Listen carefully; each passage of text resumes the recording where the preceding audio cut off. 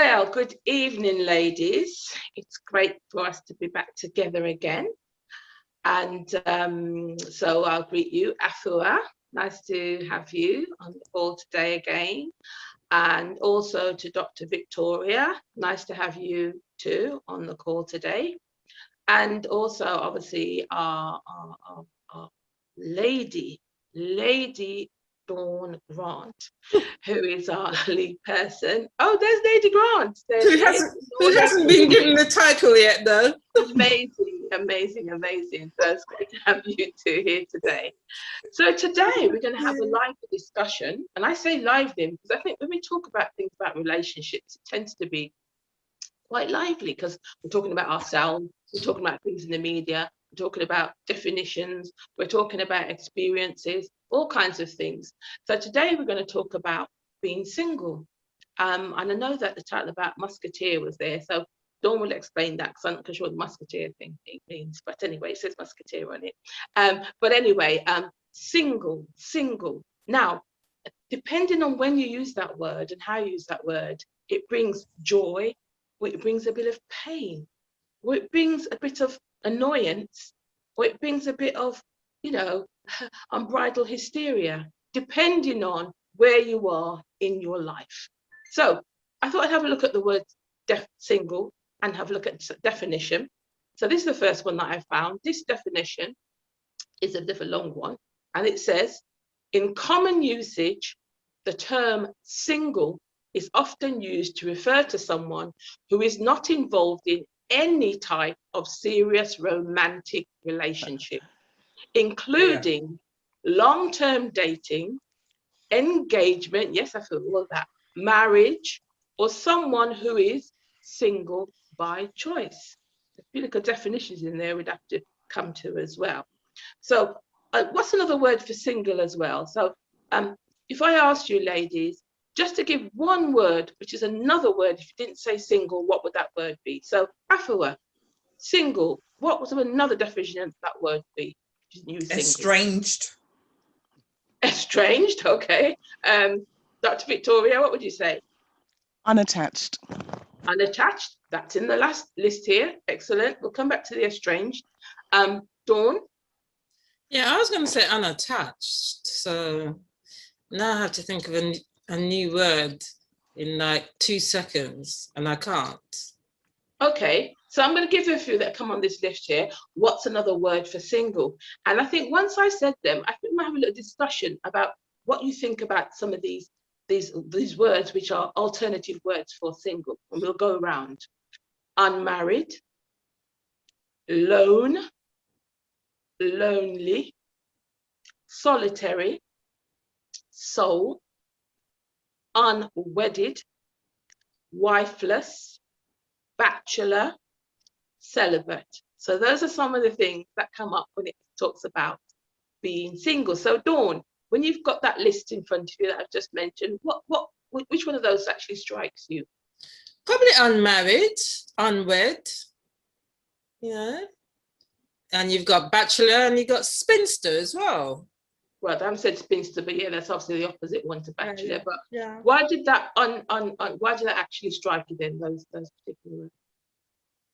Well, single tends to mean that yes, you might be alone, but alone sounds so kind of negative, So I don't really like to use that term. But unmarried makes sense. But nowadays, if you are going out with somebody, then you're not really called single anymore. Usually, you're called attached or something to that effect. So single tends to mean something different now, as opposed to what it meant years ago. Single used to mean, yes, definitely you're not married, but now single means that you could still not be married, but you're actually with someone. Okay, thank you. I think we're going to come back to that point, so hold on to that one about single. It doesn't necessarily mean that you're unmarried or married, etc. We're gonna root into that a bit more. Victoria? Yeah, thank you, Eve. I think that what interests me about all of those words is that if you describe single and female, it's seen more sinister to be single and female, because the expectation is that how can women be single? There must be clearly something wrong with them. So I just wanted to throw that in there.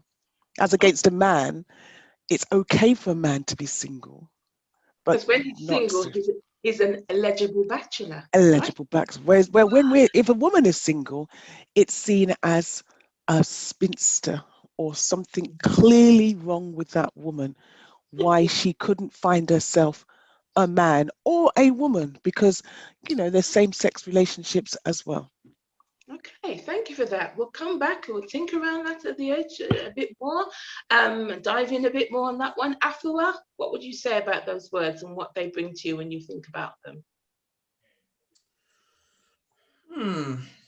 Well, I think, is this a good opportunity to say that I'm a estranged married person, which means I'm single. Maybe that'd be helpful, because you mentioned the word estranged means single. So did you want to expand on that somewhat? Yeah, why not? So I just find that there are quite a number of married people that are single. They are in a marriage, but they're not really. I mean, they're operating as individuals, and then it calls into question, what is marriage? Does that have to mean that you're together in, walking? I mean, I've been married for 30 years and I'm now quite confused as to what the term marriage means now. And I would say I've been single in my marriage for the last at least 25 years. Wow. Yeah. Wow. I make a lot of decisions on my own. I move on my own. I operate on my own, So it's, yeah. I thought I'd just throw that in the mix. I think that's great, because that takes us down a different kind of road. And maybe some people listening to this, when they do listen to this, will think that's a different way of thinking. In terms of what you said. So we might explore that a bit more a bit later. So single, it has all these definitions, and it has the longer definition, and the end of the longer definition I read was talking about, or someone who is single by choice. So Dr. Victoria, is anybody single by choice? What do you think? I think they are, yes. I think there's many people who are single by choice. They're single by choice because they actually like their own company. They actually want to be on their own. They're single by choice because let me just think another. Yeah, I think because of the independence, they don't want to be connected with anybody else.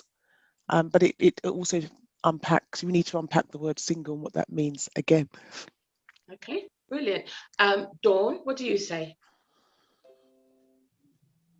I think single probably means different things to different people. For some, it's a positive experience, especially. So single by choice, that's what we were looking at. Yeah, for some, it's a positive experience, so that's why they choose to be single. It might mean they've come out of a relationship that was not safe for them, or was not enjoyable for them, or maybe it was even boring for them. Or it might have been restrictive. So they were actually glad to get out of the relationship, to escape, so to speak. But thinking about what Afua said, there are people, even within marriages, who are definitely living the single life, and they're lonely within it, because they know that everybody thinks they're happy, married and settled, but in yourself, in your home, in your relationship, you know that that's just an outer look. Inside there's something different going on, and you actually want out, but for whatever reason you stay in it. Right.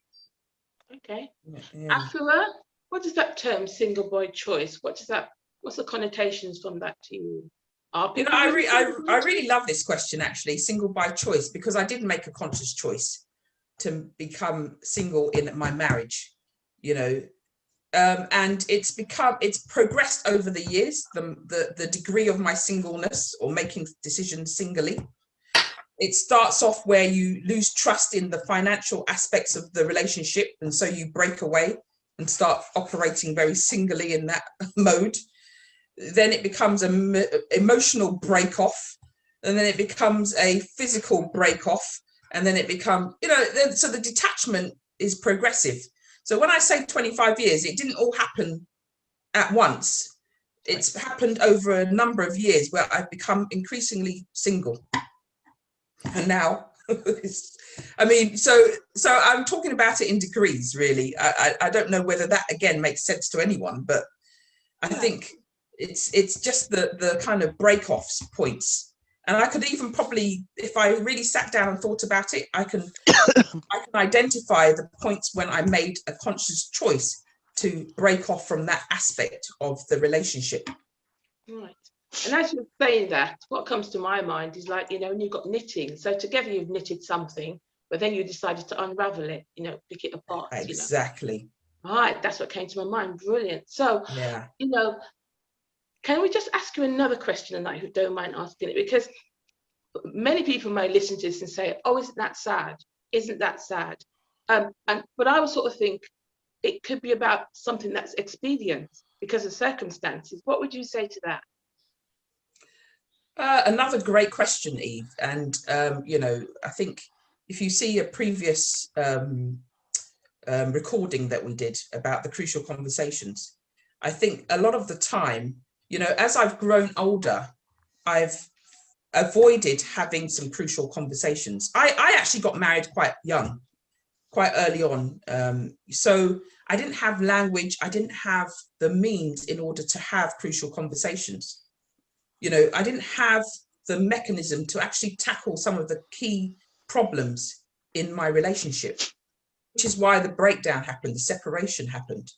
And as years have gone by, I've matured, but I haven't ever said, I don't know, I to take the legal route of divorce, it just seems like a complex, long-winded situation, which I've avoided as well. Do you see what I mean? So the time has gone by. I mean, to be honest, even the 30 years, when I say it doesn't even feel like 30 years. It's happened, and we are where we are right now, So I think it's a lot more complex, and, it's out of no malice or anger. Now I don't feel so angry because now I've got more language to explain my emotional state and where I'm at and so on. But over the years, I haven't had language to really describe my feelings. And so I've acted out things that I've thought. I've acted it out in anger, tantrums, a lot of the time, or going quiet.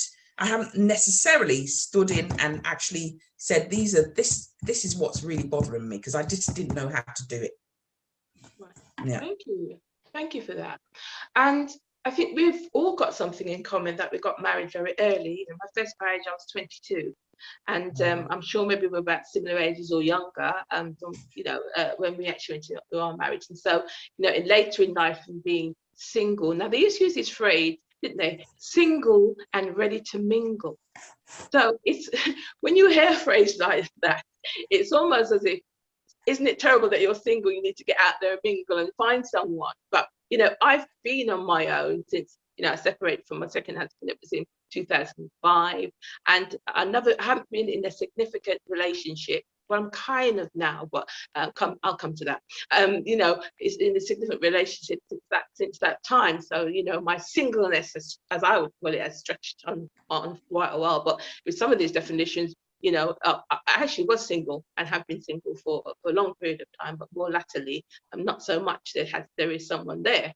So single and ready to mingle. Now, Dawn, should we be then thinking, if we're single, then, it's the opposite to single by choice, is by saying, I'm ready to mingle, I need to go and find someone, What would you say about that? I think it depends on what the person wants. If the person is ready, then yeah, they should definitely start looking at possibilities. I think it's an interesting stage from when you are single by choice to the point where you feel, yeah, it'd be nice to to meet someone. Sometimes there's not really a dividing line. You're just going through your life, you're happy doing what you're doing, you're busy, and all of a sudden somebody pops up and you might start having a friendship that you're not sure where it's going to go, but then it gets closer. So sometimes it doesn't happen when you think it's going to happen. But for people who it's not happening for, then I certainly believe in being proactive and getting out and about, meeting people. I think the situation is that if you're a woman looking for a man, or a man looking for a woman, or same sex, that person doesn't necessarily drop in your lap at home. You know, you have to be in a situation where you're going out and meeting someone, or you have to be one of these dating sites. I don't know if that's one of your topics for later on, but that seems to have become pretty popular, where people are swiping left and swiping right, you know, and having varying experiences from that. But yeah, I do think that people should mingle. If they're single and they're ready to meet someone, you got to get out there and you got to let yourself be known that, yeah, I'm a star here and you need to come and find me, you know? Great. Well, I hadn't thought of going directly into things about the way we become unsingle, but we might come back to that later. Now that you've dropped it in there, it's a little kernel of something to have a look at. But Victoria, I would like to ask you about now, single and ready to mingle. What do you think about that? Yeah, interesting one.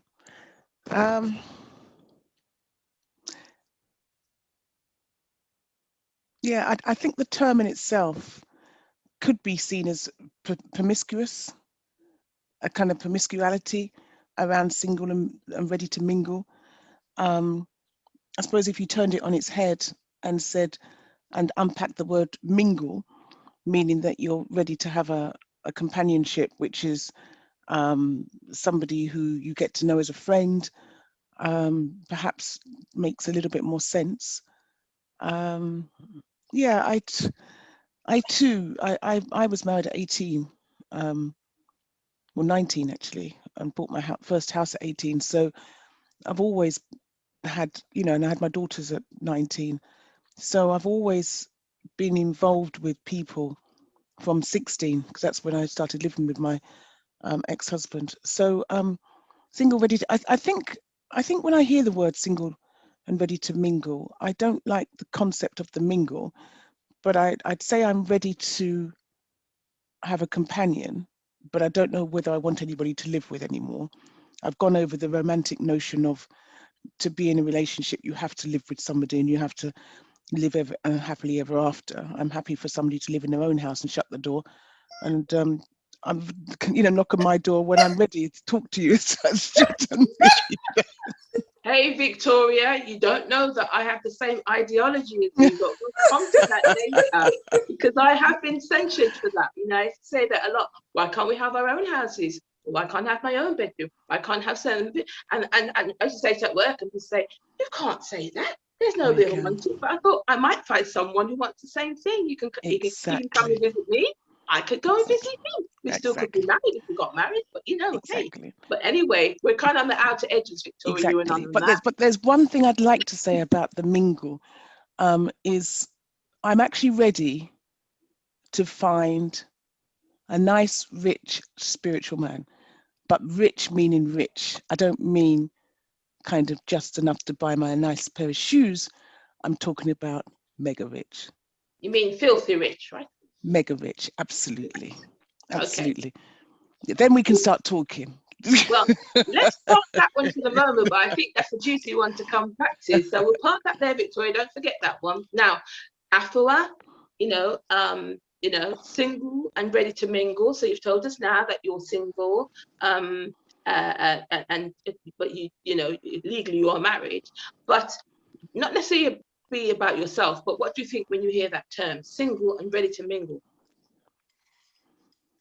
I mean, I haven't really thought about mingling at all. To be honest, mingle doesn't even mean a word to me. it's not a word that I'm familiar with, to be honest. So, but you know what I fantasize about is, again, don't embarrass us now. You know, we just we're loose women, right? We're loose women with coming out my mouth. Let me just I fantasize about two things. One is that marriage should be a contract. It should be renewable every 10 years or even 5. You know, it should be, you sit down at the end of 5 years and you agree whether you want to continue or you don't, you know, and it should be ongoing. Revolutionary. There we go. I think that's a big topic you brought in there. I think that might be even another session. There you go. So single ready to mingle normally means ready to get out there and meet someone. So it's almost, yes, it is almost this, since that single status is there, it's something to get rid of, rather than saying you can be single. There is a happiness, you know, or a contentment as well in being single. And I think with that, you know, everybody's put something in, but I also think I'd add in that it's almost as if they don't want people to say, I'm single, but I'm contented. It's almost as if that's wrong. Maybe it's wrong for a woman to say that, single but contented. They want you to say, I'm single, but I need to find someone. You know, so when you say single, ready to mingle, you know, it's an old phrase, but it means kind of the same thing, really, get out there. So you might want to get that out there. Dawn was mentioning the dating sites. That's a more modern thing. But I also think is quite... That's changed. Thanks for that advice, because I didn't even know about modern what, to go in online to do what? I mean, 40 years ago nobody did that, did they? You know, so you know, no, but now it's the thing, it's the common parlance, swipe right and swipe left. That used to be like washing the windows, swipe to the right, swipe to the left, you know, but now it means something in terms of apps. So it was it's changed things. But also what's changed things is, you know, for example, like on Facebook, if you've got a Facebook page, you know, when you put your status in as to, you know, relationship, you know, single, divorced, married. Do you remember the ones that were like, it's complicated? So Dawn, what it's complicated in your understanding of it's complicated? I think it means it's a level of singleness. What do you think? Yeah, I usually think it means someone's in some kind of relationship, but that one of them isn't free. So, or it's a forbidden relationship. The parents might not approve, or it could be like a teacher-student, a kind of a forbidden relationship which isn't really allowed. That's what it sounds like in terms of it's complicated. One of them is already in a relationship, or it could be both of them are already in a relationship, and they're trying to split up. So yeah, that's complicated. A whole lot of problems need to be solved before they can actually live happily ever after, if ever. That was brilliant, though, because you covered the whole multiplicity of absolutely definitions there. Is there anything left on that, Victoria, would you say? When you said it's complicated, I mean, what does that mean? What does that come to your mind? Why do they phrase it? It's a dishonest relationship. What? Oh, okay. Yeah. Dishonest between the two people, or dishonest deceiving the world?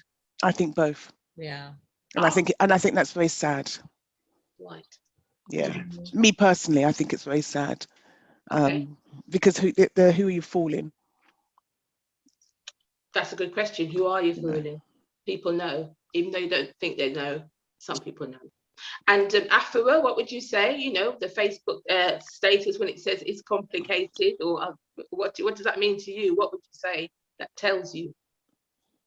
I actually haven't seen that status, but I think I'll agree with Dawn and Victoria on it. It just, I don't know what that actually means. Complicated. Okay. That's probably it as well. It's also a bit mysterious, isn't it? You know, it makes you start to think it's complicated. Oh, what does that mean? You know, just saying single is boring. Just saying marriage is boring. It's a mess. Yeah, it's a mess. It's a mess, and don't get involved.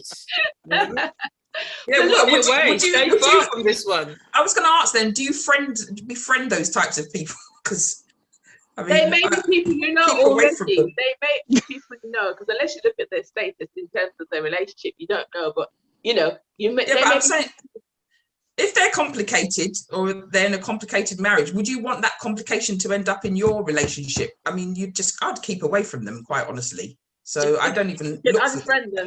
You can snip them It's off. like, now I'm going to look through my list and see anyone complicated. I'm Yeah, deleting you're them. going They to go and can have a look go now, away. aren't you? See who I've you never, can get rid yeah, of. Yeah. I've never seen it Don't need to- before. I've never seen it before. But can I say something, Eve? Yeah. When just very tiny. So when I was when my ex-husband, my first ex-husband, I don't collect too many of them, but my first ex-husband, when he told me he Okay, was, I've got two. yeah, when he told me he was gay, and I was on the market, if you see what I mean, because I was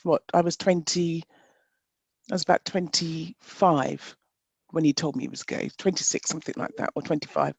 And I remember after, a couple of years afterwards, I must have been about 27, I suppose, really.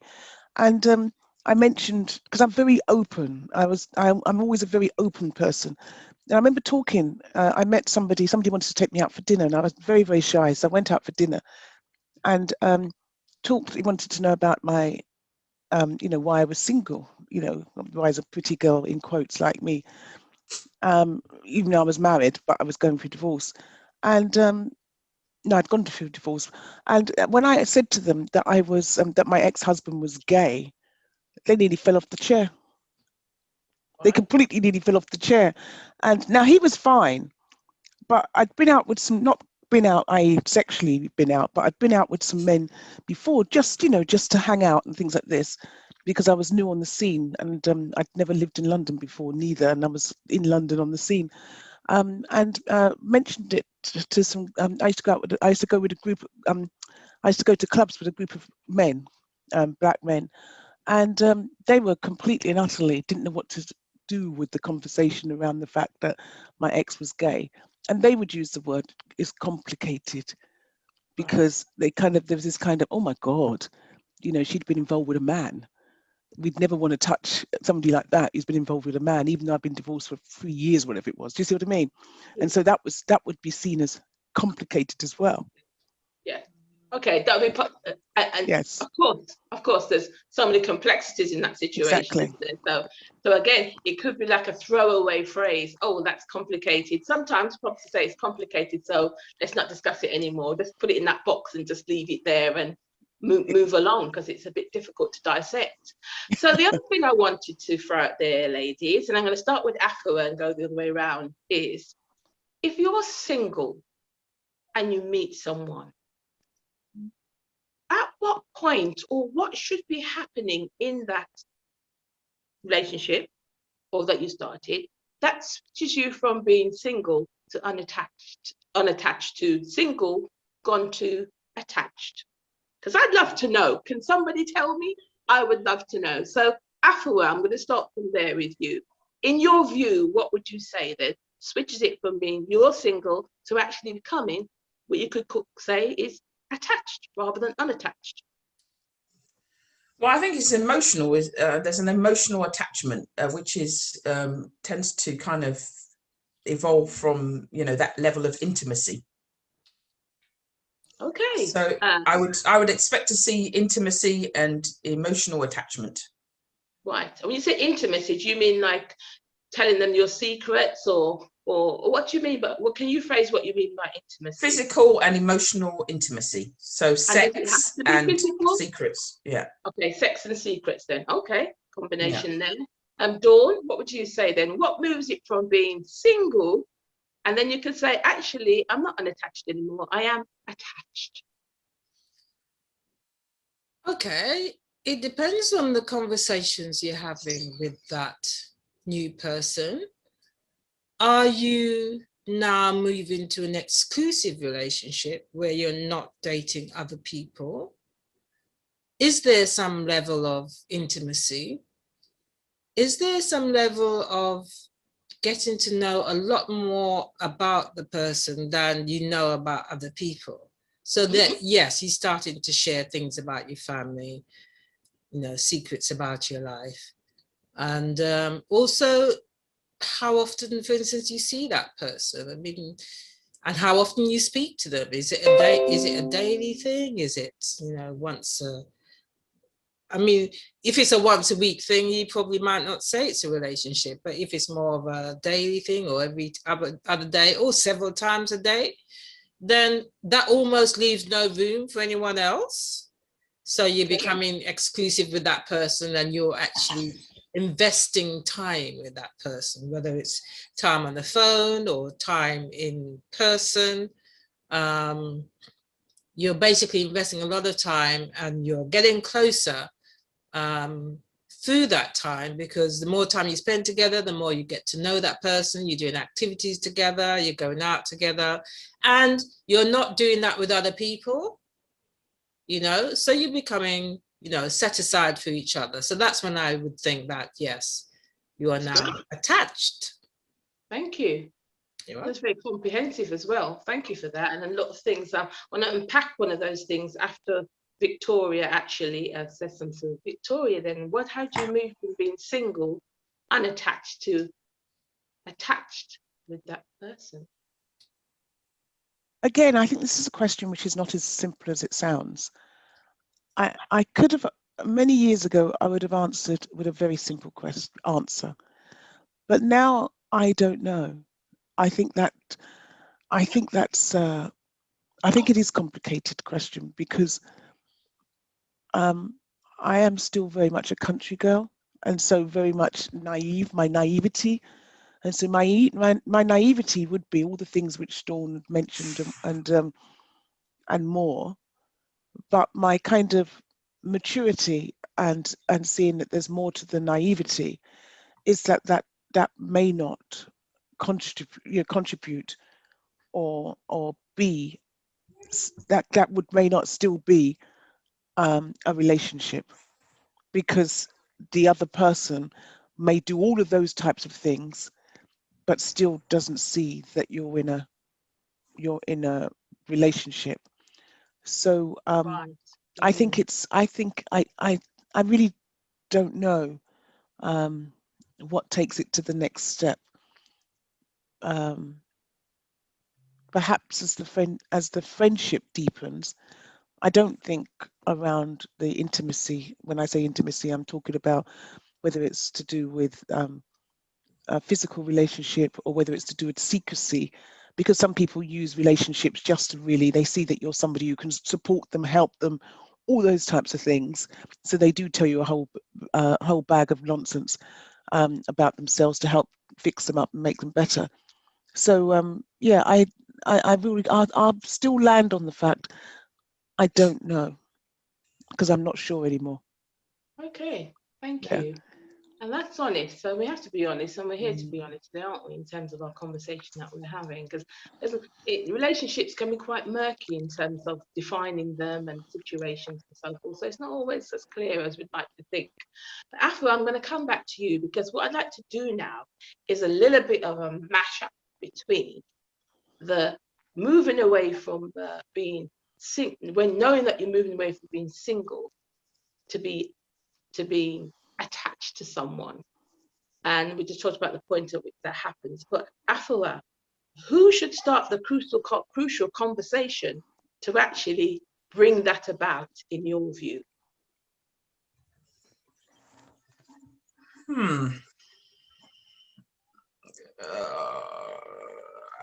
I don't think it's about who. It's about, for me, it'd be about when. Okay, because when? it's more about knowing where you are in the relationship, that if you want to become attached and, you know, together, and you know, as that's progressing, you are having deeper conversations about things that really matter to either of you. And it's where you start to either find commonality or differences, and in those discussions, whether you're able to push through those differences and come up with, you know, that kind of middle ground where you start to see and appreciate each other's difference.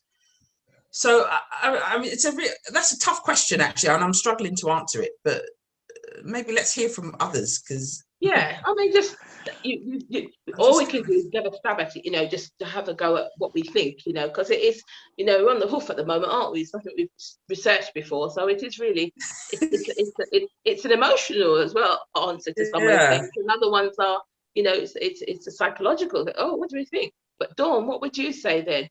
Who, in your view, should start that crucial conversation about, well, are we attached?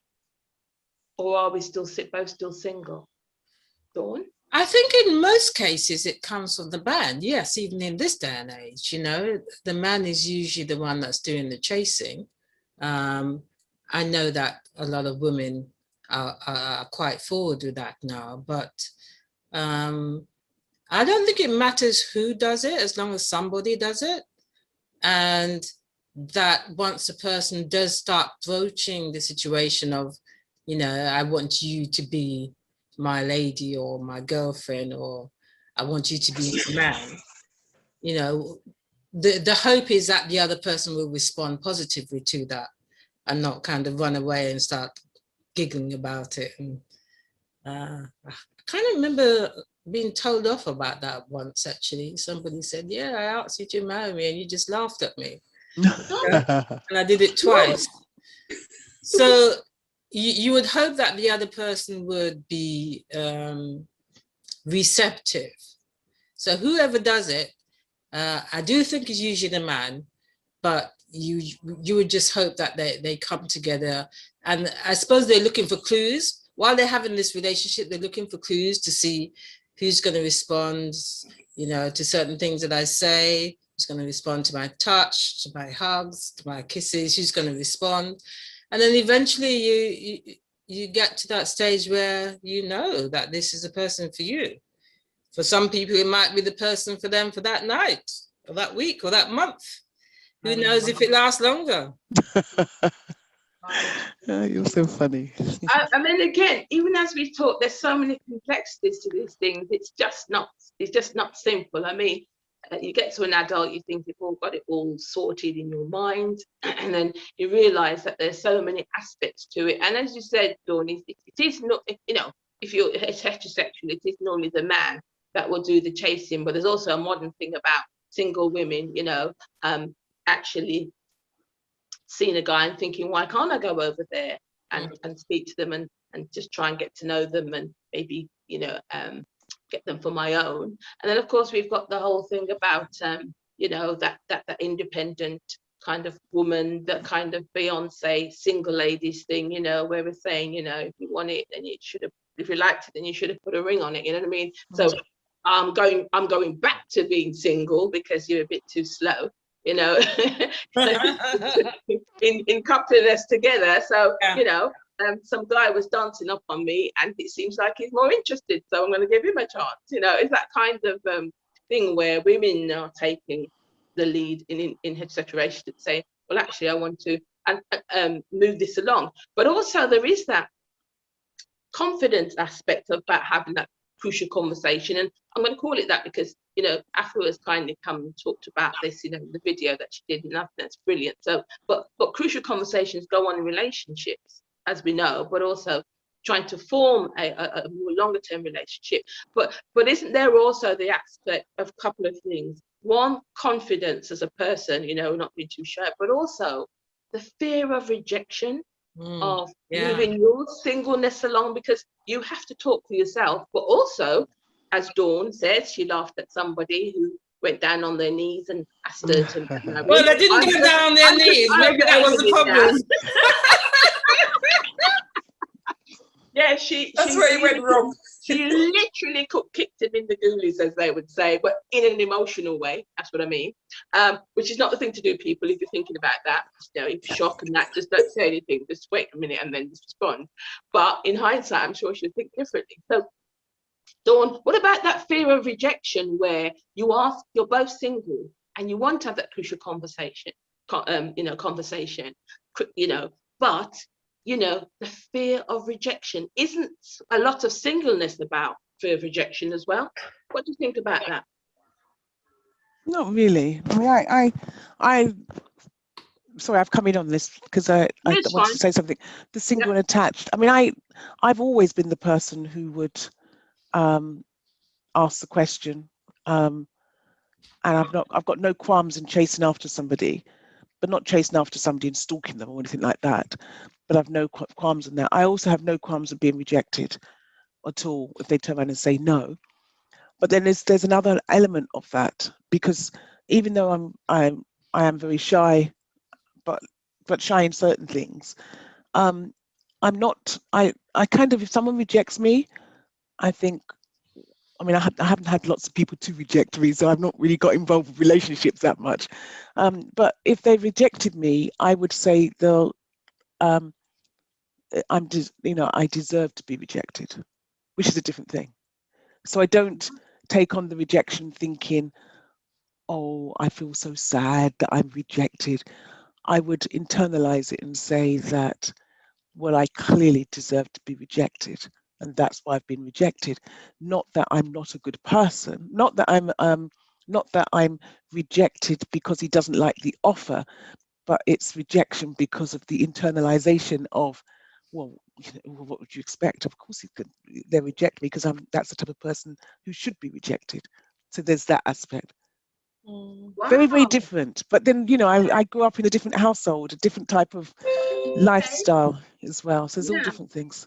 I think what you said there is quite deep, Victoria. I'm a very deep person, my darling. I know you are. I know you are. We're all deep. We're all deep. But I think it's quite deep because I've never heard it actually espoused like that. So it's very interesting.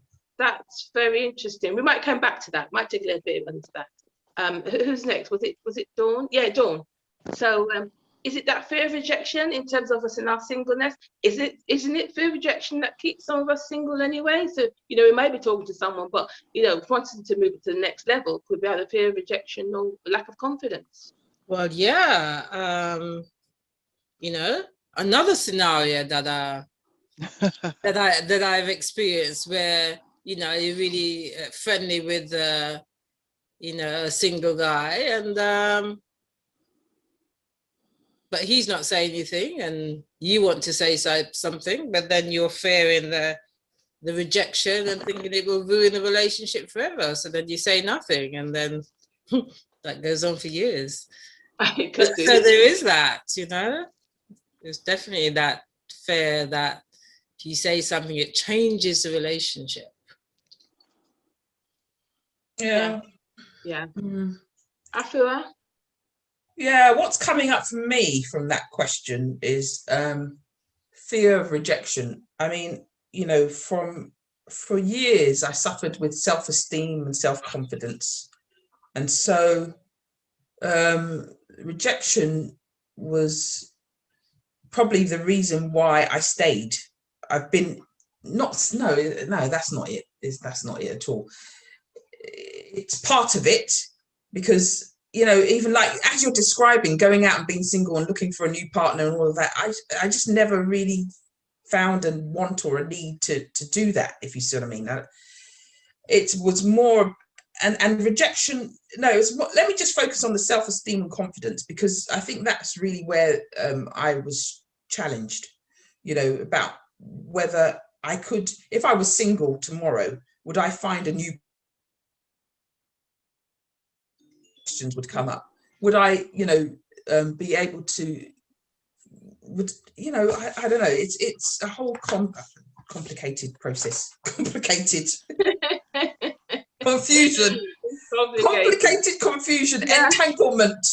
And I would add into that, because it's about perceptions as well, because two things really. Once a guy said to me years ago, I think it was in the 90s when we met, we just with friends and we used to go out, different places and dance or whatever.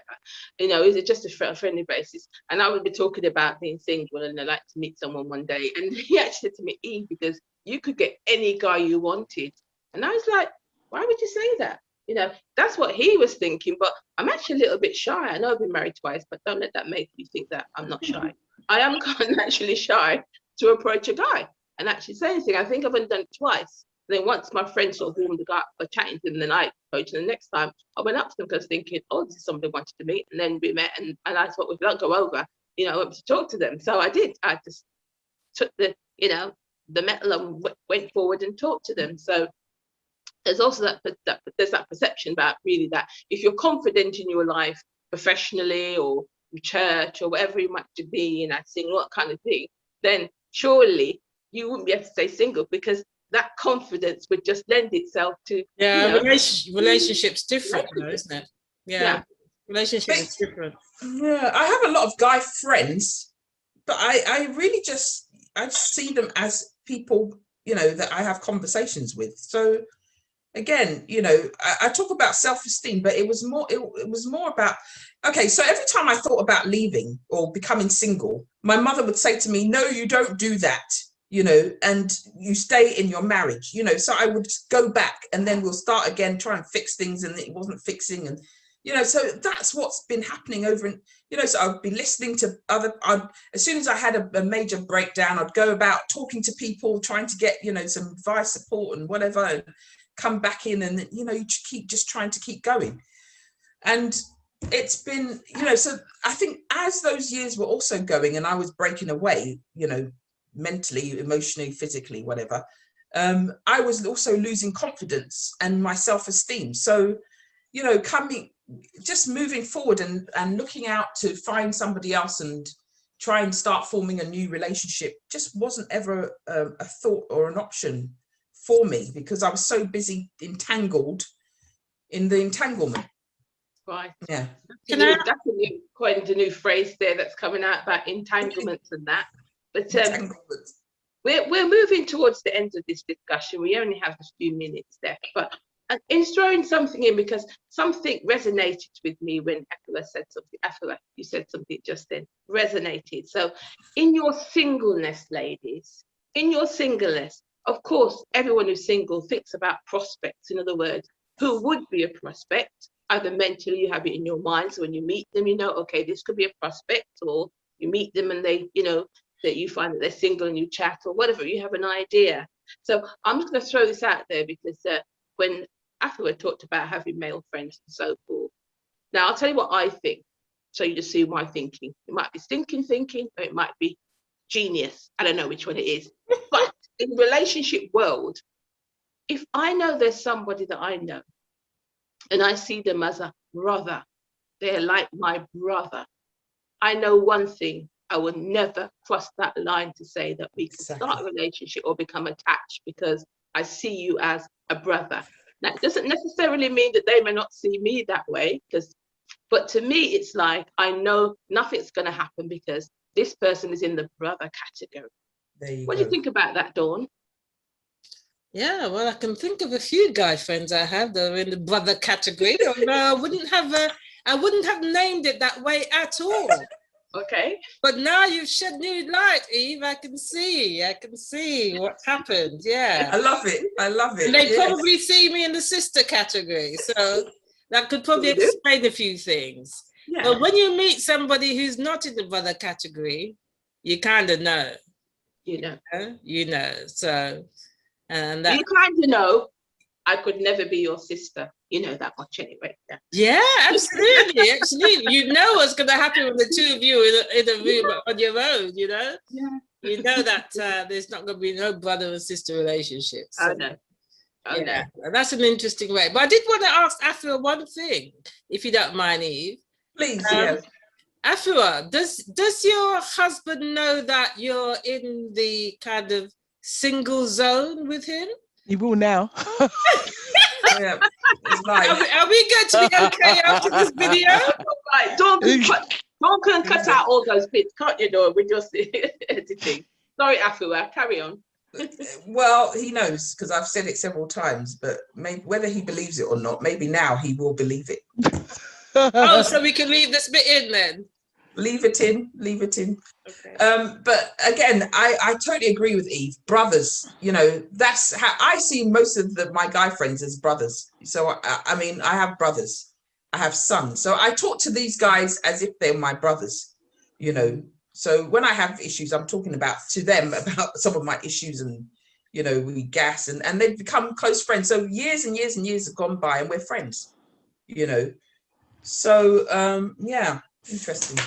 But I remember being in your situation in my marriage years ago, and feeling lonely in that marriage, and feeling that everybody thinks everything's all right, but we know differently, you know, but also feeling that I didn't want to spend my whole life that way, so I needed to get out.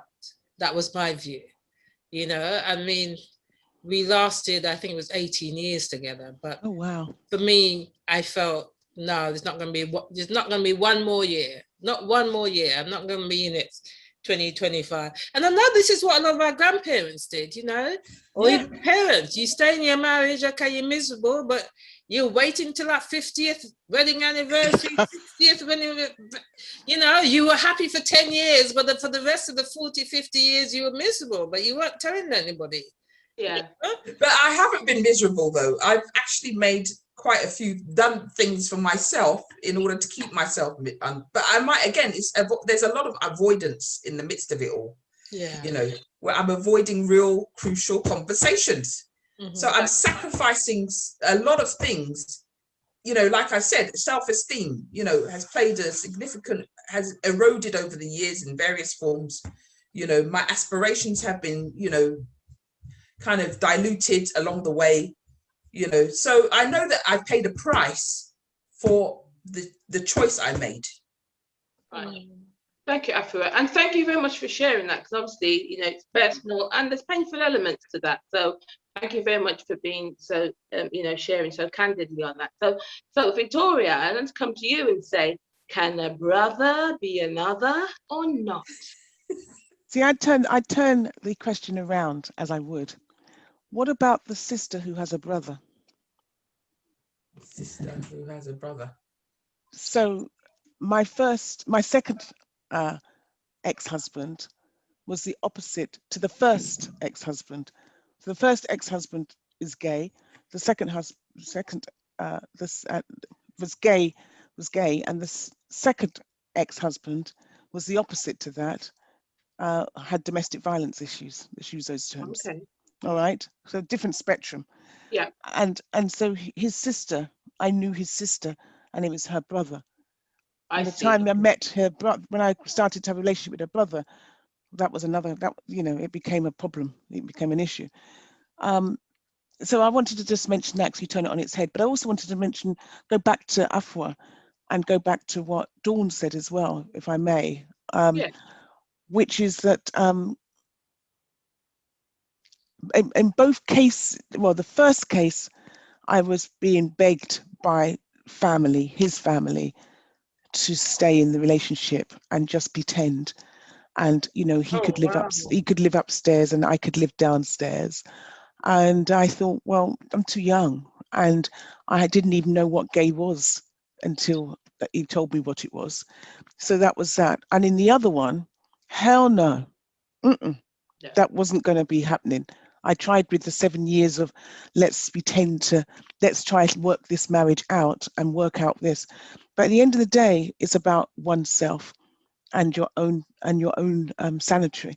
So for me, yes, of course. And I think the consequence of that, of leaving the second one, is financial ruin. Absolute financial ruin. And if you can live with that, but at the same time, you shut your door, you haven't got to worry about anything, because the only person who's going to come into your room or upsets your children is you, not some ragamuffin man who decides and thinks that he's going to come all the way from South London. Nothing wrong with people from South London, of course, please take that, and can't cope with the posher side of a woman. So I'd say to him, and I'm being very, very rude now, you can cut this out, that I'd say to him, listen, darling, when one stumbles into Harrods, you need to understand what you've bought. And if you're used to going to X shop, perhaps that's where you need to go back and carry on shopping. And so, you know. Yes. That was very eloquently put. I think that was excellent, actually.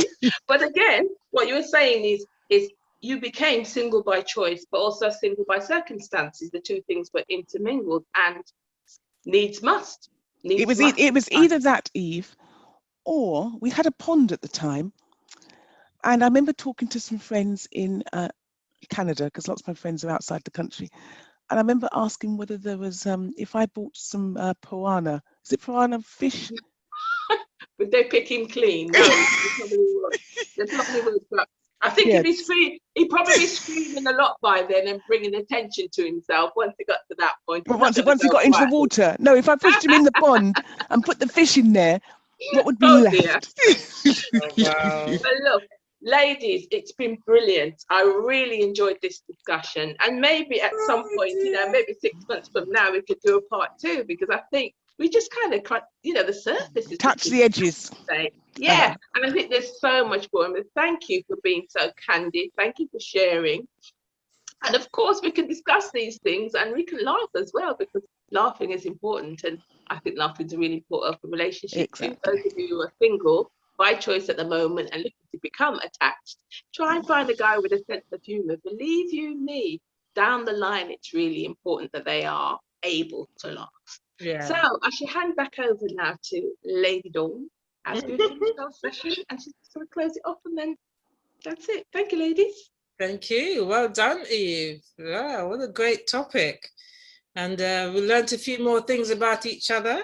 And I hope also from our experience, I know that people watching, some will identify with some of them.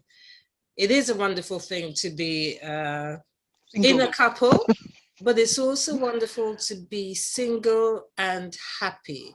And we know that life is about what you make it.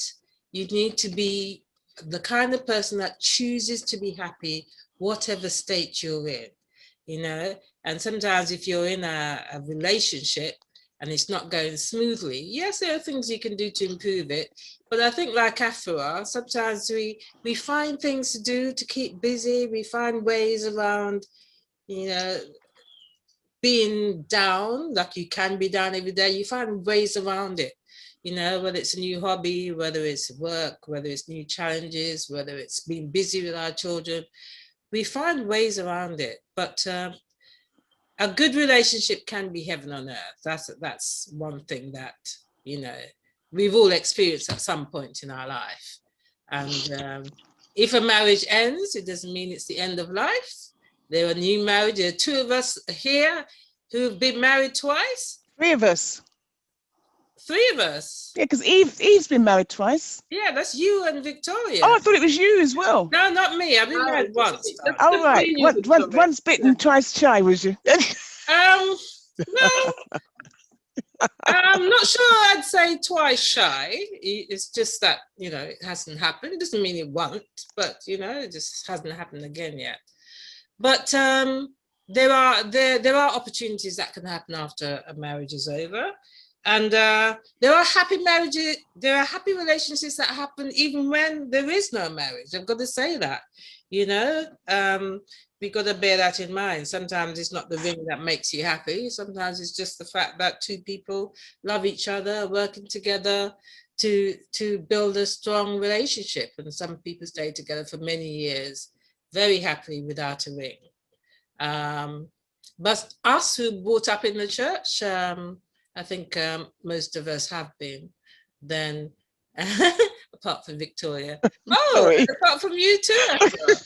But me and Eve have been brought up in the church. Oh, yes. So, we are encouraged to ultimately get married and try to live happily ever after. But we know that even within the church, that doesn't always happen. It's life.